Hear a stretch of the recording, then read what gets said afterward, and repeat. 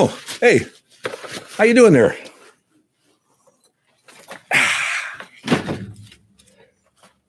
Good afternoon, everybody. This is Robbie Robinson welcoming you to Not Done Yet, where cancer slayers gather to sharpen their edge. You notice I'm all gloved up today. Hope everybody's doing well. I want to welcome you to the show. I'm going to be here myself today. Tom is out on a business meeting. We had a guest scheduled, but that guest is a patient, and we advised them not to come out today if they weren't feeling that great to begin with. So we'll have somebody in next week. We've got scheduled who is not a patient, so that person will be with us next week. How's everybody doing on this beautiful, beautiful Tuesday afternoon in Chicago area? Nice and sunny. The weather's warming up for us. As you can see, got my spray, my wipes, my gloves. Let's just get rid of all that right now. So one of the things I wanted to talk to you today about was your mental health as much as your physical health. I'm not so worried about the physical health through this COVID-19 health problem that the country's having right now, that the world's having actually. I'm more concerned with people's mental health through this and how they're dealing with it, how they're keeping a good positive attitude, especially those who are physically ill and sick and you're going through chemo and everything. Travel is a concern.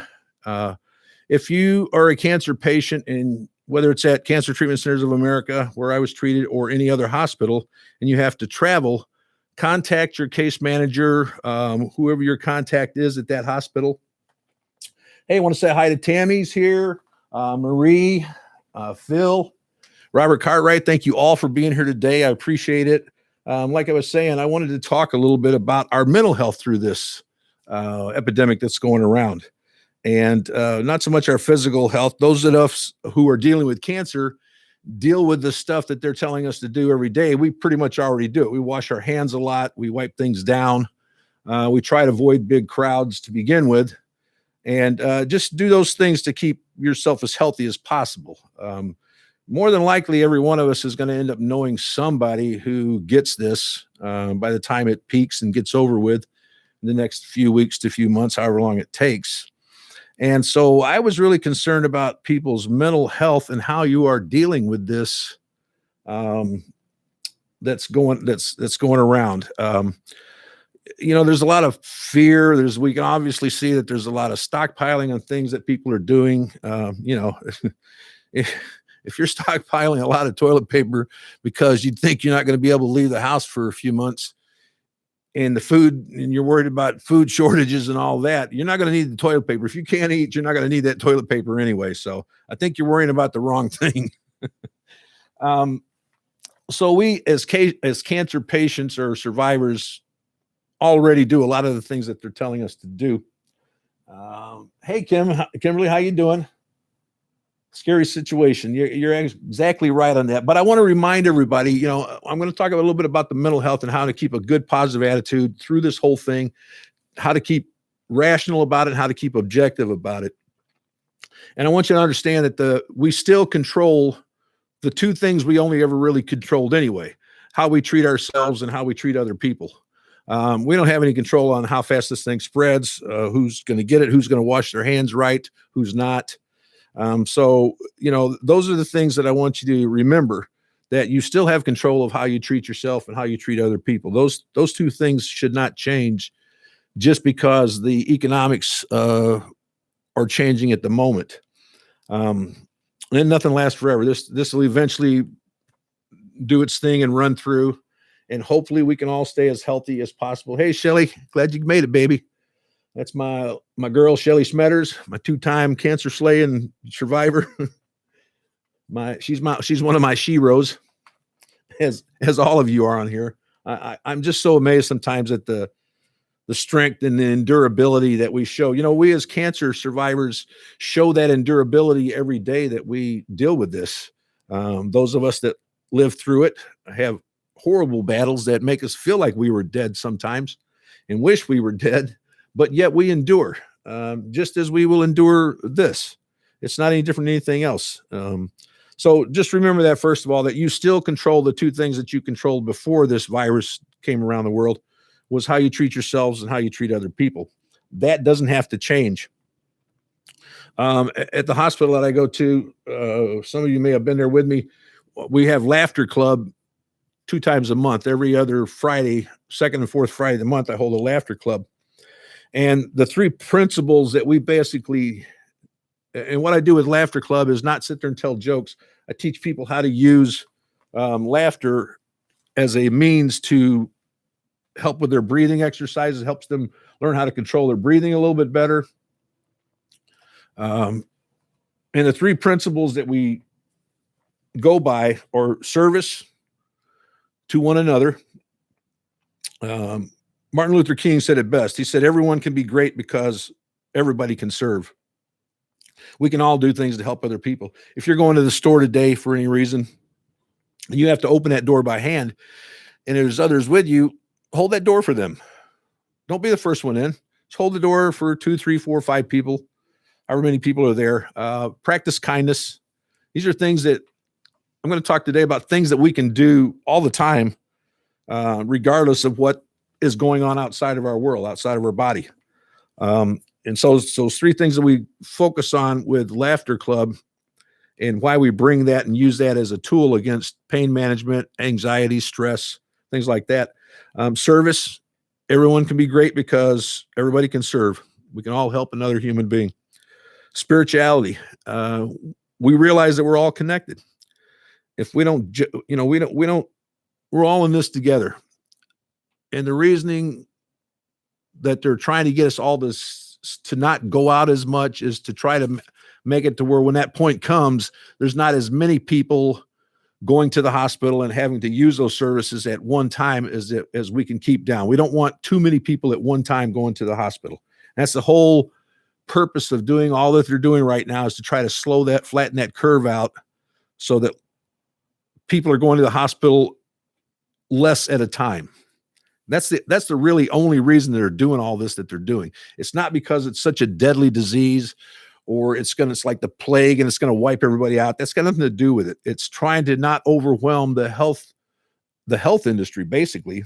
If all the hospitals are full and there's still people coming, it's going to be a problem. So if we can flatten this out and make it to where it stretches out, this thing may even run a little longer than we want it to, because we are doing that instead of, like when kids were little and you'd have measles parties to get your kids to get the measles and get it over with. We're trying not to do that. We don't want everybody having this at one time, as few as possible at one time. So it may go on for a while before it actually starts to dissipate as much as it's going to get. I fully believe it's going to get a little worse as far as people getting it before it's over. And the other thing that we talk about is spirituality. So we're all connected no matter what. We're all human beings, and we need to look out for each other through this journey. A good point of that is my son's called me a couple of times. Hey, Dad, what do you need? They don't want me and my wife going to the store. She's 71. I'm 65. They're freaking out that we're going to go to the store and catch something. So they're offering to buy stuff for us if we want it. They'll go to the store and pick it up for us. That's spirituality. That's being concerned for another human being. My future son-in-law called me. He's a distributor for a bread company. Hey, Pops, I got some bread for you. I got some rolls for you. Whatever you need, just let me know. That's spirituality. That's thinking about other people other than ourselves. When we get into this hoarding type mentality, we start going by our impulses, and our impulses will tell us what's best for us first than other people. And the other thing that we strive for is accuracy. We have a specific intent to bring happiness to other people through our Laughter Club therapy, to be able to focus on teaching them how to focus on trying to learn how to have a positive attitude, which we talk about it a lot on this show, about the positive attitude. And it's just a way of determining the quality of your day, basically, is what it is. Your attitude is going to determine the quality of your day, no matter what's going on outside of you. So one of the things that I teach people, a lot of people are getting very anxious. They're getting excited. They're getting tense. They're getting nervous, and they start losing sight of their breathing, which is one of the best tools we have that we can help control the stress and anxiety in our life. So one of the things that I teach people at Laughter Club at the hospital is how to breathe correctly. Most of us, when we're tense, anxious, nervous, our breathing is very shallow. It's like this. It's almost like you're mad when you're going to get in a fight. And if things are nervous, your body's tense. The bottom half of your lungs are not replacing the air. That air is stale air that stays in your lungs. New oxygen doesn't get in there because you're only using half of your lungs to breathe. And most of us don't think about it. We're so focused on getting that breath in like that instead of focusing on blowing it out. So one of the things I teach, or blowing it out, one of the first things that I teach people at Laughter Club, because they're in a lot of pain, a lot of stress, a lot of anxiety because of cancer, the treatment, is I tell them how to control your breathing. Focus on breathing out. Don't worry about breathing in. Your body is designed to automatically suck air in. So if you take a deep breath, if you want to do it now, you can, but I tell people, take a deep breath and just completely push that air out of your lungs as far as you can to where you just can't push any more out, and keep pushing until you think that's the last. And it's basically is just you take a deep breath and push it out.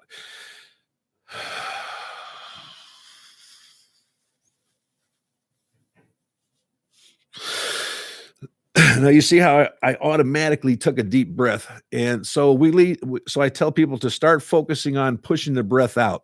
When you do that, no matter how stressed or anxious you're feeling, if you focus on taking a deep breath for a second and then just push that air out, everything slows down. Everything comes to a stop. It slows all the anxiousness. It slows the tenseness down. It brings everything to a grinding stop. If you're worried about doing bills, if you're worried about, am I going to make it to the store?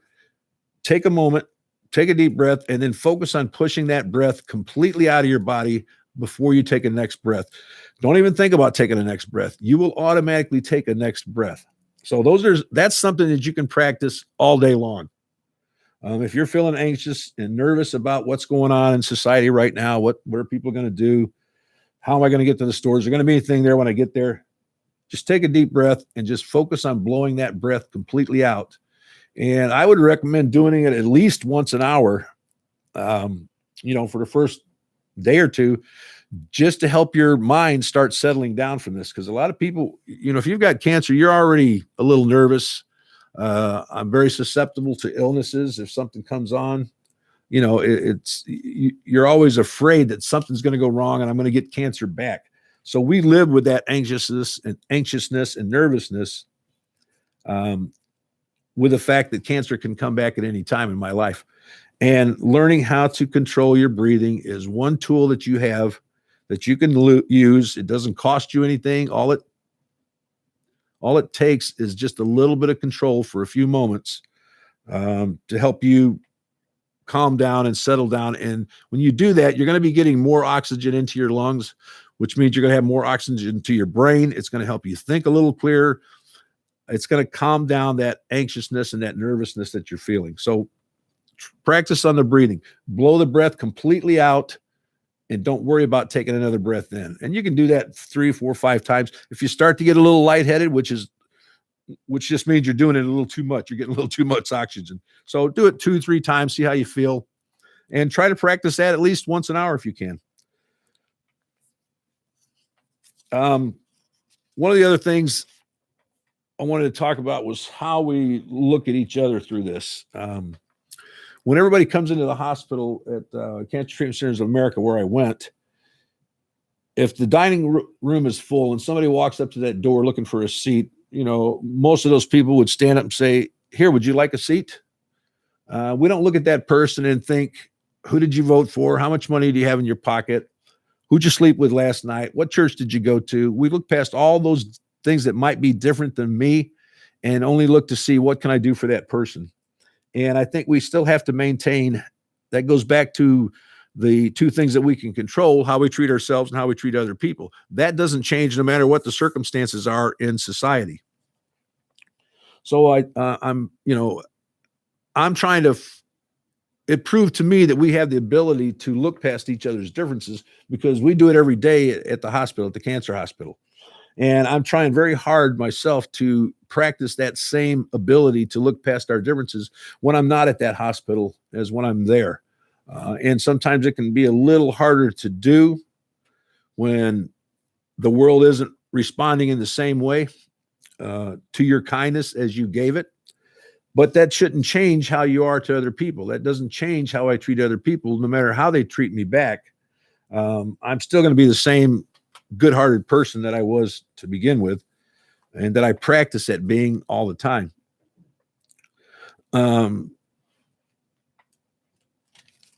So I think all of us would have that ability to do that if we just actually started thinking about it that way. Not how much different are this person than me, but what can I do to help that person? Doesn't even have to be somebody that's like me. We can still help people who aren't like us. There's nothing wrong with that. I personally think we should reach out more to people who aren't just like us than to all those that are like us. I have so much more to learn from people who are different from me than I do from people who are like me. And that's one thing I never want to stop doing, is learning how to be a better human being myself.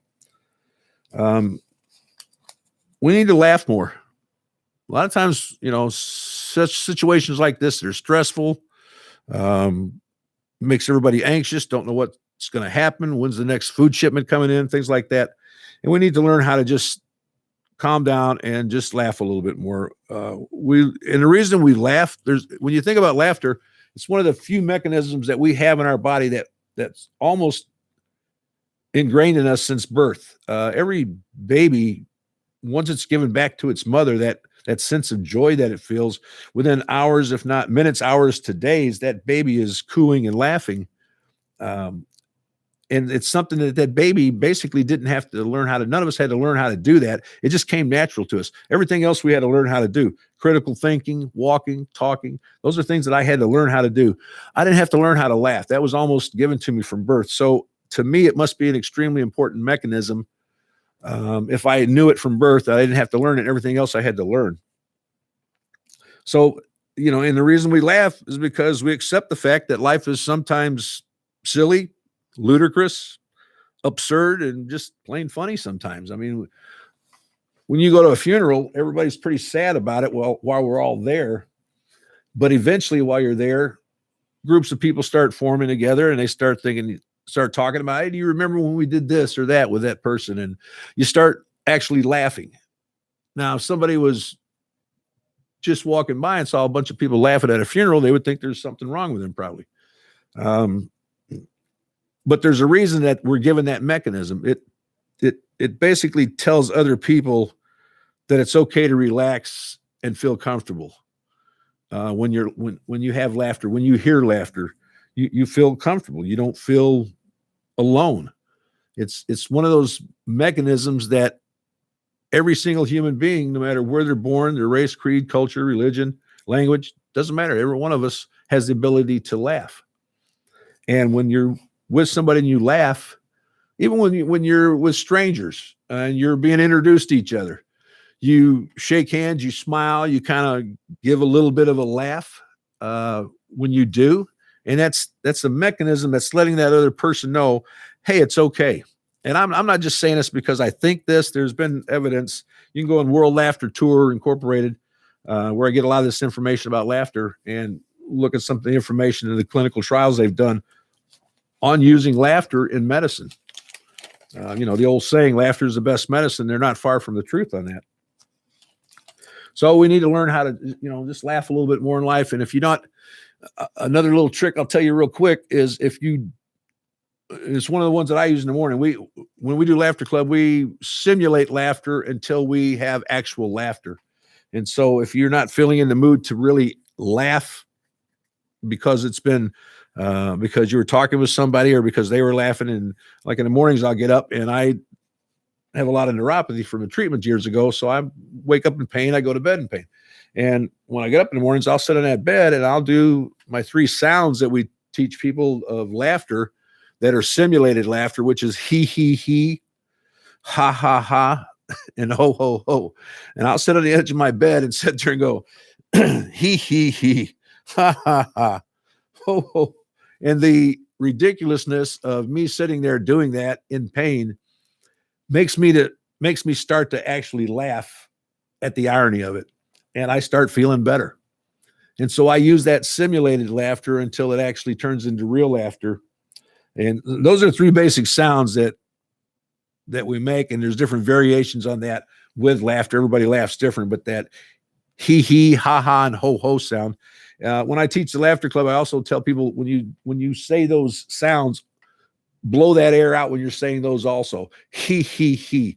I'm pushing that air out again, not thinking of breathing in, but pushing air out when I'm using those sounds to stimulate me to have real laughter. And if you want to learn a little bit more about that, about laughter itself and how it applies to dealing with pain from cancer and stress and anxiety, get in touch with me here on the Not Done Yet page. You can leave a message on my phone, 815-388-4295, and I can talk to you and give you some pointers and some tips on how to incorporate a little bit more laughter in your life. And I think at this point right now and how things are going, we all could use a little bit more laughter in our life. So, how we act, especially now when we're going to have kids home a lot more.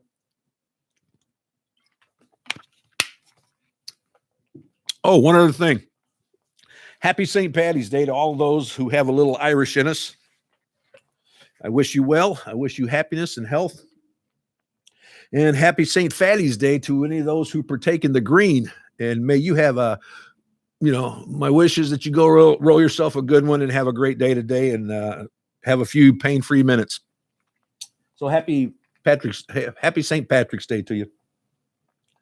How we act impacts our children. If you ever noticed that kids will do something that you did maybe earlier in the day, and that little 2.5-year-old you look over and they're mimicking what you did, and you didn't even know they were watching you or listening to you. But they do. We have a tendency to act like those around us. Kids will act like the people around them. If I'm happy and having a good time, that kid's going to try to have a good time and laugh and smile. If there's a lot of strife and anxiety and stress in the home, that child is going to have a tendency to want to think like that and be like that. So we can affect those around us by our happiness, and laughter like I said, is one way of expressing that happiness, and it lets others know that it's safe to relax and safe to play. You see it in kids all the time. You hear their laughter when they're playing. They're just enjoying themselves so much. So I wanted to go over a few tips for if I'm a cancer patient and I have to go out of state, let's say, to get to my treatments. We're like at Cancer Treatment Centers of America, a lot of their patients come from other parts of the country. So a lot of them either have to fly. Usually they fly. But with the restrictions on flying have been what they are, the first thing I would tell you, if any of you have any questions about what should I do, contact your hospital, no matter what hospital it is. If you're traveling to it, contact them and find out what rules they're implementing to help control large gatherings of people. Now, usually hospitals have a lot of people in them. So like the ones that I go to, the one that I went to is suggesting that if you're coming here and you have to travel, if you can drive, don't fly. Drive here instead if you have the ability to do that. If somebody comes with you, only bring one person who's over 18 with you for your caregiver. Don't bring the whole family. Don't bring the kids. Usually at the hospital that I went to, we have a lot of activities for the patients because, you're there doing things clinical, maybe 3 or 4 hours a day, maybe. And it's the treatments or the checkups are going to be the next day or the day after or within a few days. And it's not rational or sensible to go home and come back like that. So a lot of people stay in the area when they're receiving treatments at the hospital that I was at. And so they're telling people you can actually go to if you want to know about travel and stuff, you can go to cancercenter.com/COVID-19, and they'll give you some tips on traveling and things like that.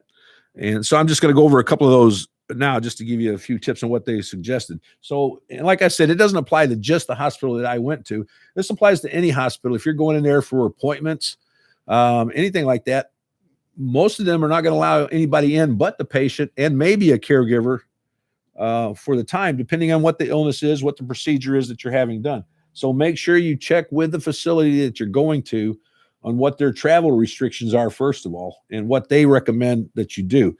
And I know that a lot of them are recommending people to drive themselves if they have to come. And when you get to the hospital, only go there for your appointments, eat your meal at the hospital that I go to that I had treatment at and volunteer at. We have a wonderful dining area there, and a lot of people eat at the hospital. So what they're suggesting is go to your appointments, get your food, and then please go back to your room or to the hotel. Do not hang around at the hospital. I'm sure every hospital out there is probably having similar guidelines. They don't want too many people gathering, especially somewhere where people are sick like that. Cancer hospitals are a little different because they're pretty specific about the illness, whereas other hospitals have all types of different injuries and illnesses. So you want to be a little bit more careful in whatever cancer unit or center that you're going to, whether it's the one that we went to or another one. You still want to call them and talk to what we call a case manager. That's kind of like a navigator between you and the hospital, and ask them and find out what their travel is. Find out, can we bring anybody with us? I know that the hospital that I went to and volunteer at, they're recommending only bring one caregiver with you if you have to, and over 18, and no children, no family. And some hospitals are making the caregiver, a lot of people are going in for procedures today, and it's going to be an in and out thing. They're making the person that brought you, that's going to drive for you, wait outside in the car while you're going through the procedure. And please have some patience. The reason they're doing all this is trying to keep it down to where we don't have too many people at one time overrunning the hospitals needing health care. They want to be able to treat everybody they can, and the only way they're going to be able to do that is that if we all don't get sick at one time, the majority of us, and go run into the hospital all at the same time. So it's very understandable why they're doing the things they're doing to try to flatten this curve out on this thing. That curve is the point where the most people are going in seeking treatment. So it's more of a head than a curve to me. And we want to try to keep that down as much as we can. And this is one of the best ways, is distancing ourselves from large gatherings of people. So like I said, about how we think, you're going to be home. Your kids are going to be home with us. A lot of you have to work from home now, and the kids are home from school. It's going to bring up a lot of issues on how do I got to work today at home, and my kids running around yelling at each other, hitting at each other. And, how can we do this?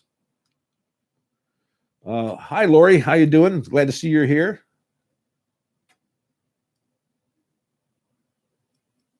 Kimberly says she was at CTCR hospital this past Wednesday and flew home Friday. She lives up in, I believe, New Jersey, New York area.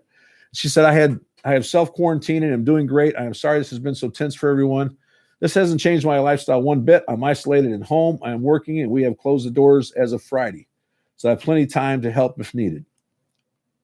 I see Mr. Mata Nazdabor has joined me, my wonderful nephew. Glad to see you there. Deb, how you doing, Deb? So, yeah, it's, I'm more worried about people and how they're handling this mentally than I am them physically. The physical part is you're either going to get it or you're not, and you're going to live through it or you're not. It's the mental health that people go through at times like this that worries me sometimes, and keeping that positive attitude and not letting the hype from either government or media, doesn't matter. I think they're all kind of getting on the same page now. They're kind of taking the seriousness of this, obviously, by closing everything like they have. Again, all of this is to try to keep this down to a minimum from spreading and overrunning our hospitals. Years ago, I ran restaurants, and I had to take a sanitation course to manage these restaurants. And while we were at the conference, it was in a big hotel room, and there was big round tables, and there were about 6 to 8 people sitting at each table. And the speaker came up to one person at each table during the presentation and shook hands with one person at each table. And he would say, "How do you do? I'm Mr. So-and-so. Now turn around and shake hands with your neighbor and introduce yourselves to each other." And every one of you do that at each table. So one person shook hands with this presenter. That person turned around, shook hands with the next person to him, on and on around each table. Well, in about 15 minutes, the presenter of the course said, "Hit the lights and turn the lights off." And turned the lights off, and everybody in that room sitting at those tables had glowing purple, whatever it was, on us. And wherever we touched ourselves, we had purple glowing stuff all over us. So if I sat there and I was tired and I went like this and rubbed my eyes, don't touch your face. I had purple glowing stuff all over my face. If I picked my nose, if I scratched my ear, if I touched my butt or scratched my crotch, you had glowing purple stuff wherever you touched yourself. And the point of his doing that was to show us, restaurant workers, how easy germs, bacteria, viruses can be spread by hand. And that was probably 35 to 40 years ago when I took that course. And to this day, it was so vivid that I remember that as plain as day, seeing all of us sitting there with that on us. And it really drove the point home to me how easy it is to pass germs to each other just by shaking hands with each other, and how that spread and the effect that it had on that. So keeping your hands. And I saw another thing the other day where a teacher wanted to teach her, it was either kindergarten or first grade, it was a lower class, on the importance of washing their hands. So she took 4 pieces of white bread, and the first piece of bread, they took it and they rubbed it all over the keyboard that they used in class before they clean them. They obviously clean them every day. Before they clean them that day, they just took a piece of bread and rubbed it on the keys, put it in a baggie, put it on the side. They took the kids and had them, the next day she took another piece of bread. She had the kids sanitize their hands without washing them, just sanitize them with a sanitizer, and touch that piece of bread. They all touched the bread, put that bread in a baggie. The next day she had the kids just wash their hands with soap and water and warm water, touch that bread, put another piece of bread in a baggie. On the 4th day, they left the piece of bread alone, just took it out of the bag and put it in a baggie and put it on the side.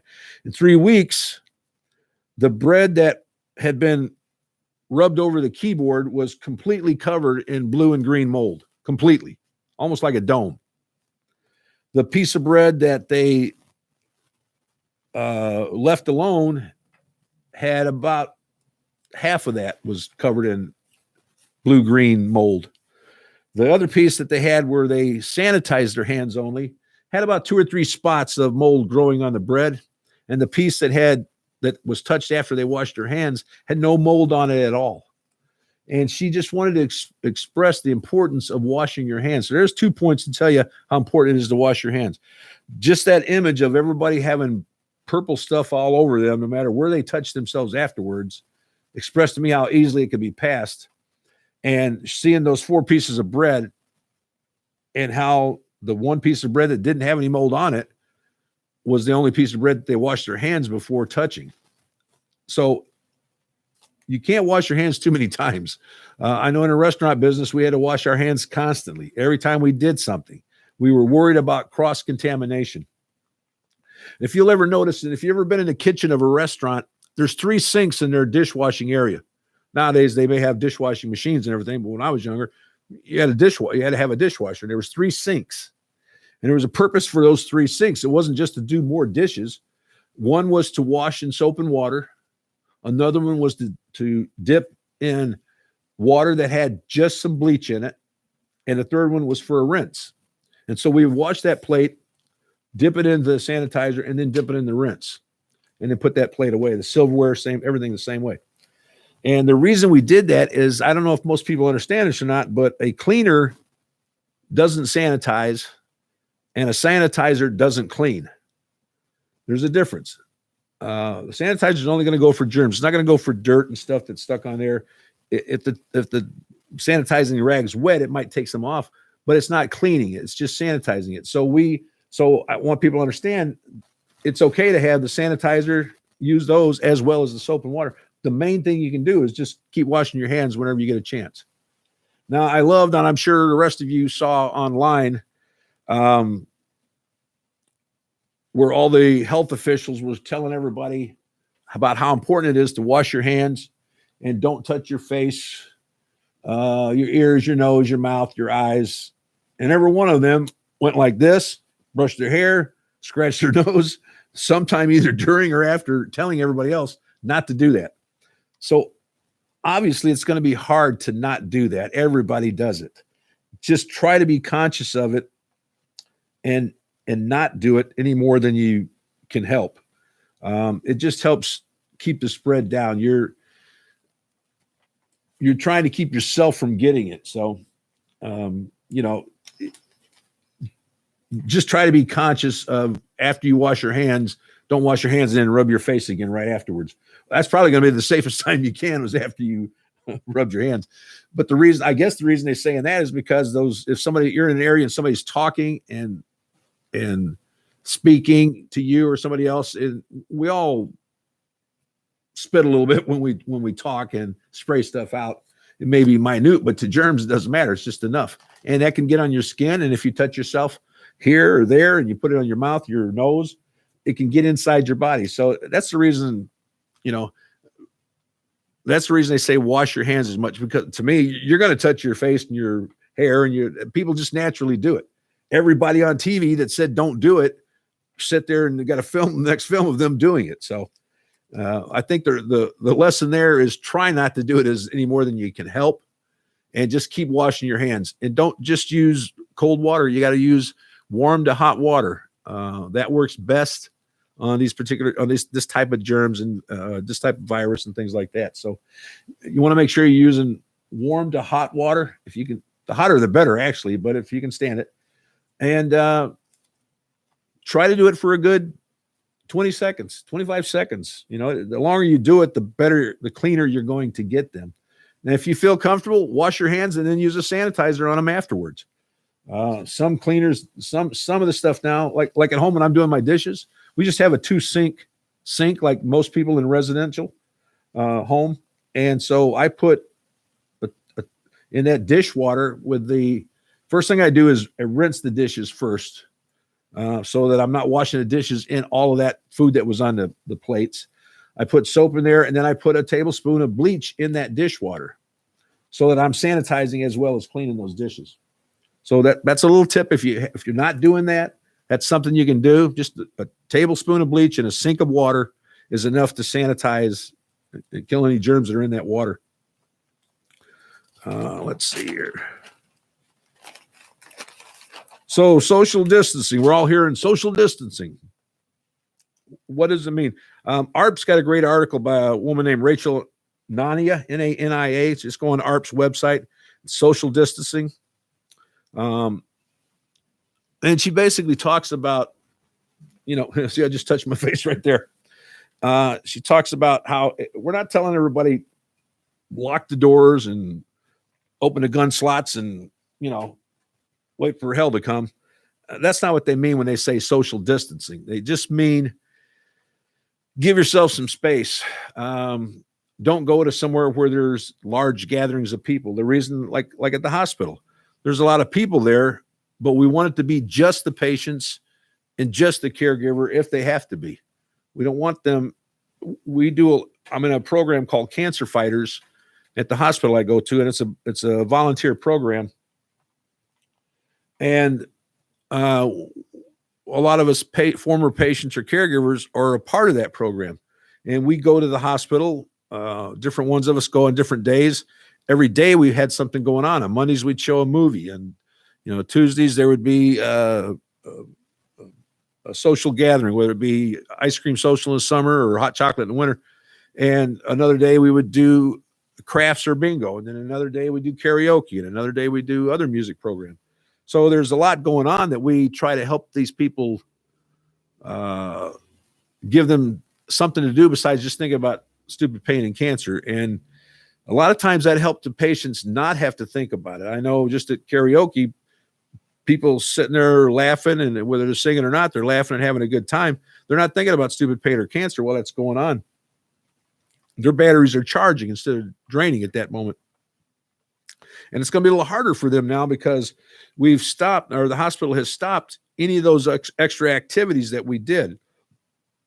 And it was things that gave people something to do other than sitting in the room thinking, boy, I feel like crap when you feel like crap. It's easy to do, sit there in that room. But to help try to keep the spread of this down, they've asked everybody to not come up there. So we canceled all of the cancer fighter activities during the week.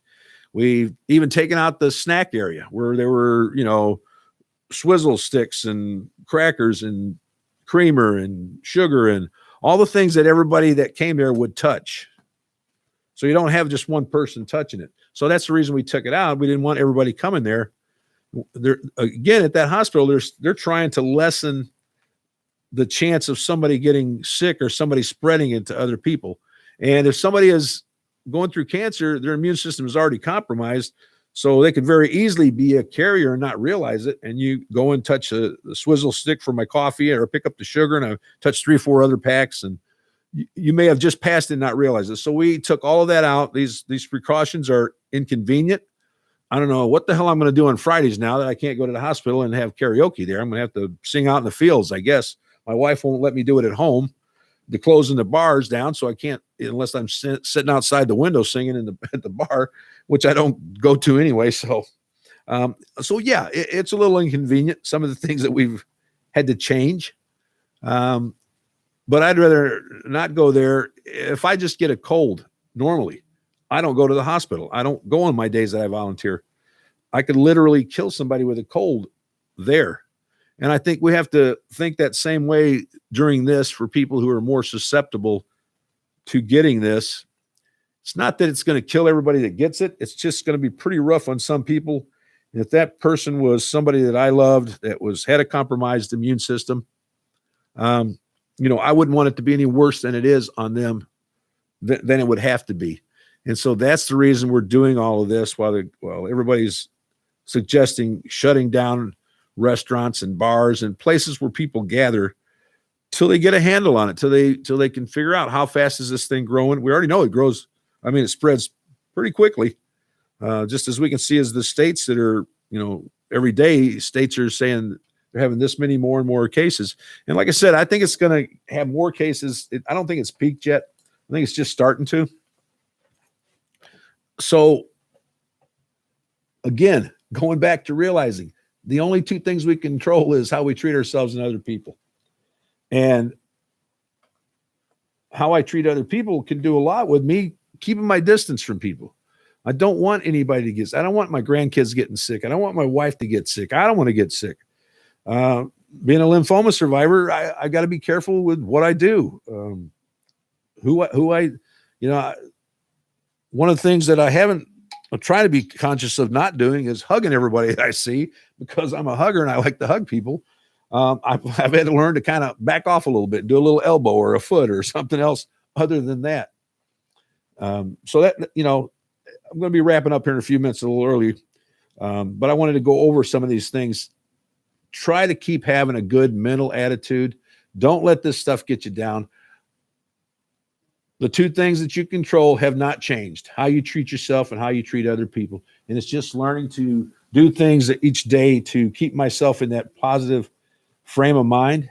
And part of it is start looking for what can I do to help somebody instead of what do I got to do to preserve myself through this? Do I, if you just went and bought 10 packs of toilet paper, check with your neighbors and see if they need any, or your family, see if they need any. I got a feeling you're not going to need all that toilet paper in the long run. Loosen up a little bit. Don't be afraid. We still have the phone. We still have internet. We can still talk to each other. They have said, laughing is not illegal yet. Singing is not illegal. You just places you can do it at is not illegal. It's just concerned and asked to not go to. So I think we're all going to get through this fine. We just need to relax a little bit. Again, like I said, think about your breathing. Focus on pushing the breath out instead of drawing the air in. It will slow you down and it will help you release some of that tension and anxiety that we're all feeling right now during something like this, because we don't know how other people are going to react. We hope everybody reacts in a sensible manner, but we don't know in the long run how people are going to react. What we do know is how we can treat ourselves and other people. And one of the things that I use to help myself be trained to think in this manner, in this positive manner, is put out by the World Laughter Tour, Laughter Club. And it's a set of things to practice every day. And each day it's something different. And we try to practice each of these every day, but on specific days, we try to practice that specific one for that day. And here's what I'm talking about. So and this is all about, trying to keep the physical side. People don't want to have hardening of the arteries. Well, on the mental health side, we don't want to have hardening of the attitude either. And so if you practice these things on a daily basis, it will lessen the chance of you having a hardening of the attitude. So on Mondays, I spend Mondays giving compliments to people. Hey, like that hat, like that sweater you're wearing. It really looks good. That color looks great on you. Really like those shoes. I was thinking about getting a pair like that. Just give compliments to people. Look at them, find something to compliment them about, and just say it and practice that all day. It takes your focus off of yourself and helps you to learn to focus on others' needs, to be a little bit more in touch with other people. So on Mondays, practice giving compliments to people. Doesn't have to be your own. You can try with your own family. If you're not one that usually gives compliments, they may look at you a little crazy, like, the hell's wrong with you all of a sudden giving compliments? But they'll get used to it and they'll learn to like it. And you'll get used to it and learn to enjoy that look of people's face when hasn't been a time yet when I haven't said something to somebody, given somebody a compliment, that they didn't break into a smile and go, oh, thank you. Something as simple as that. And whatever they were thinking, they broke that train of thought and smiled and said, oh, thank you. So just something as simple as giving a compliment sometimes can make a person's day. And it doesn't hurt you to give compliments either. So that's on Mondays. I try to spend most of that day just giving compliments all day when I see somebody or meet somebody. Tuesdays are for flexibility. There's no laughter in being stubborn. A lot of us we get set in our ways. Life is habits, but it's a good idea to be open to new ideas sometimes. I used to call it in the business I used to be in, we used to call it, a lot of people are in rut, but they're in a fur line rut. So they're comfortable. It's a comfortable rut. So they don't try to change anything. They don't try to be flexible or change anything. When you get cancer, everything changes. I feel sorry for people who are introverted. I'm a pretty extroverted person. I'm going to say how I'm feeling.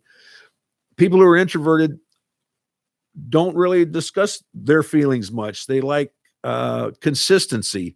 They like habit. They like things to be the same every day. I get to work at the same time. My desk is laid out the way I like it to be. These are things that people who are introverted go through all the time, and they're not very flexible usually. You get cancer, and all of a sudden your whole life is flexible. Your schedules go out the window day to day. You don't know how things are going to go. Appointments get changed. Very hard for them. So on Tuesdays, I try to look at opportunities to be a little bit more flexible.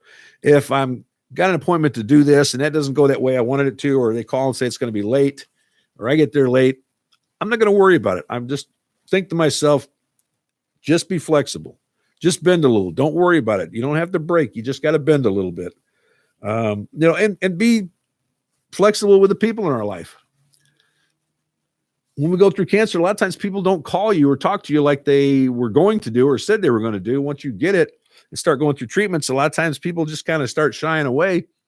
And I had to learn to be flexible in my thinking of them and how I looked at them and how I forgave them for doing that. And I'll tell you why I forgave them in a few minutes, but just learn to be a little bit more flexible in life and use Tuesdays to practice that. Like today, Tom, my co-host, is out on a business trip. We told our guests to don't worry about coming. They were a little worried about being here. We told them, don't worry about it. Just stay home. I'd rather you be home and comfortable and not worrying about it right at this moment than being here today. We'll get you back on. I had to learn to be a little bit flexible today. It wasn't the end of the world. My mouth kept running for almost an hour. We got the show done, and we gave some good information to people, we hope. So learning to be flexible and rolling with it, the outcome at 1 o'clock is going to be the same. We did a show for people. Wednesdays are for gratitude. One of my favorites. I love being grateful in my life. It makes everything else more accepting and more appreciated when I'm grateful for things. When I wake up in the morning, first thing I do is reach over and go, yep, she's still there. Yep, she's still warm. It's going to be a good day. So I just learned to be thankful and grateful from that moment that I wake up. If she's gotten up earlier, I'll get up and go and make sure she's still here. So just, being grateful for the things that happen in your life. I'm grateful for the opportunity to babysit 2 of my grandkids twice a week. I'm grateful to be able to do this show. I'm grateful to be able to volunteer at the hospital. Grateful just to be alive and be present in God's world, and to have the opportunity to make a difference in other people's lives if I so choose to. So just learn to be grateful. As you go through life, let this always be your goal. Keep your eye upon the donut and not upon the hole. Be thankful for what you have. Thursdays are for kindness. It's one of my favorites also. I always say it's very easy to be kind. It's like anything else. You have to practice at it to get good at it. And once you do, you become more aware of the opportunity to be kind to people if you practice being kind. Hold that door for somebody. I always try to think, we've been married 44 years, my wife and I. She still smokes cigarettes, and I don't. And sometimes I forget to get them for her. She doesn't drive, and I don't mind to do it. I would rather spend the whatever few remaining days we have together at 65 and 71 enjoying each other's presence instead of arguing with her about her smoking cigarettes. So she doesn't smoke them around me, doesn't smoke in the house. So I don't have a problem with it. And I always think to myself, if this was a first date and it was going well, would I run back in there and get those cigarettes? Would I run back and do this for her? Would I go around and open the door for her? Just do kind things for her. And I look for the opportunity to do that because I try to practice being kind to people. It never hurts to do for others. And the reward is so much greater than the effort it took to do that. So practice kindness. Just small acts of kindness can make a big difference. You never know what that person's going through at that moment. And these are all things that we can do no matter what this virus does. These are things that we can still do and still practice. And these are things that shouldn't change in our life. Our mental health shouldn't change because of this virus. Our physical health may, but our mental health shouldn't. Fridays are for forgiveness. Going back to the kindness thing real quick. The practice of kindness creates healthy relationships and community connections and inspires people to pass kindness on to others. When you're nice to somebody, they have a tendency to go out and be nice to somebody else. Fridays are for forgiveness, which really just means letting go of anger, letting go of hurt. When I was mentioned forgiveness before in one of the days, when you go through this, a lot of times, not always, but sometimes people that mean a lot to you, all of a sudden you don't hear from them. I had friends that I'd known for 30 years since high school, and I didn't hear from them for 3 years after I was diagnosed because apparently they just didn't know how to deal with me looking and being like I was. And it hurt at first that they didn't do that. And then I learned to realize that how awful it must be to live in fear of a word, cancer, that it paralyzed me, that I didn't pick up the phone or I didn't get in the car and go over and see my friend or my family or my loved one. Sometimes it's even family that doesn't come around. And I had to forgive them because imagine how horrible it must be. Having cancer is bad, but imagine how horrible it must be that that you're so terrified of a word that it paralyzes you and you do nothing.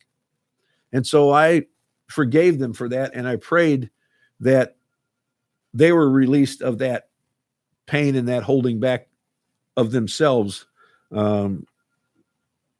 because it wasn't just me missing them. They were missing an opportunity to see somebody in need and to feel good about doing something for that person, even if it was just coming over and spending a little time with you.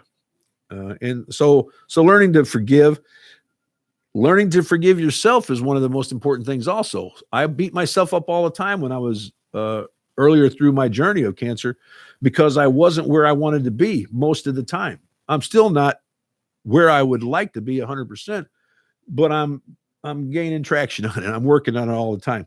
But I would beat myself up because, oh, you're not training hard enough. You're not doing this enough, or you're not doing that. You should be farther than this. And it wasn't true. I was doing everything I could. And so I had to learn to forgive myself and go, okay, maybe you didn't, walk as far as you wanted to today, or you had planned on doing, or this or that, or something didn't, I didn't complete the task that I wanted to do. And I had to learn to forgive myself for that. You don't want to carry the grudge against yourself for, you want to be your best supporter, your best advocate is yourself. So don't beat yourself up too much. Forgive yourself as much as you need to forgive others. And then there comes the weekend. And we always say weekends are for chocolate. Whatever makes you happy, treat yourself to something that you like to do. I like to go for hikes. So every chance I get, I just get out there in the woods for an hour or 2, 3 hours and just walk and hike. And I really enjoy that. It's another way of me bringing everything down and slowing everything down. Again, I'm out there focusing on my breathing. I don't think about breathing in. I'm going to do that. I'm just pushing my breath out and enjoying the world around me. That's not asking anything of me, but to enjoy it. So treat yourself to something on the weekends. Don't hesitate to do that. So we're getting close to wrapping this up. I hope that I didn't bore you too much today. I just wanted to let you know that I was really worried about people's mental health. And I want you to realize that you still control the two things that we always did control: how we treat ourselves and how we treat other people. Be good to yourself, be good to others. Here's an opportunity for us as a country and a species to come together and show what we can do for each other. Let's not demonize each other through this thing. I think we all need to pray for our president and our government and each other, that we do the right thing through this, that we are given the right words and the right actions to help each other through this. And I don't have any doubt whatsoever in my mind that that United States of America is going to accomplish that. So I'm not getting political on this. I don't care how you voted. Your president needs your encouragement. The government needs your encouragement, and we need to encourage each other to do the right thing. Hope you enjoyed today. I hope it helped. Any questions, just call me at somebody's trying to call me now. Don't hesitate to get in touch with me. My cell number is 815-388-4295. If you want to talk about this a little bit more, I'd be glad to do that. And have a great weekend. I hope you enjoy the rest of this week. Don't worry about this virus. Do what you got to do to keep yourself safe and healthy, and be good to yourself and each other. So until next week, we are out of here, but we will be back because we are not done yet. Talk to you later.